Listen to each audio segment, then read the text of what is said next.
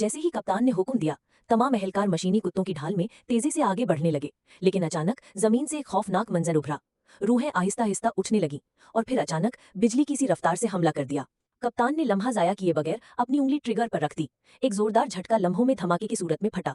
Plasma तोप की गरजदार गोली रोशनी से भी ज्यादा तेजी से रूह की तरफ बढ़ी और जैसे ही दोनों का टकराव हुआ, एक हौलनाक धमाका हुआ।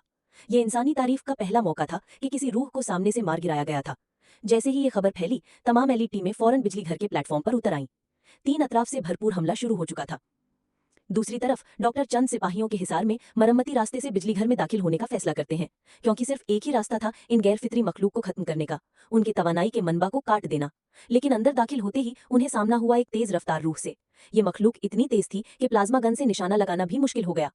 2 जवानों ने कुर्बानी का फैसला किया, वहीं रुककर रूह को रोकने लगे ताकि डॉक्टर मरकजी कंट्रोल तक पहुंच सके। वो बिजली घर की गहराई में रूहों के कंट्रोल प्रोग्राम तक पहुंचे और फौरी तौर पर तमाम डेटा लाइंस काट दी गईं। जमीन पर मौजूद रूहें अचानक बेजान हो गईं, जैसे किसी ने उनकी जान खींच ली हो। लेकिन जैसे ही सबने सोचा कि जंग खत्म हो चुकी है, हाइपर स्पेक्ट्रम टारगेटिंग सिस्टम से रूहानी तूफान का हदफ बनाया गया। एक आखिरी जोरदार हमला किया गया। तवानाई की एक शदीद लहर ने सामने मौजूद हर शय को उड़ाकर रख दिया। जेरे जमीन मौजूद तमाम कंटेनर्स फट गए और रूहें मजीद बेकाबू हो गईं। उसी लम्हे डॉक्टर ने मरकजी तवानाई को काट दिया और फिर हजारों रूहें धमाके से फट गईं और आहिस्ता आहिस्ता फिजा में जम गईं, जैसे वक्त रुक गया हो। ये एक डरावना ख्वाब था जो आखिरकार खत्म हुआ।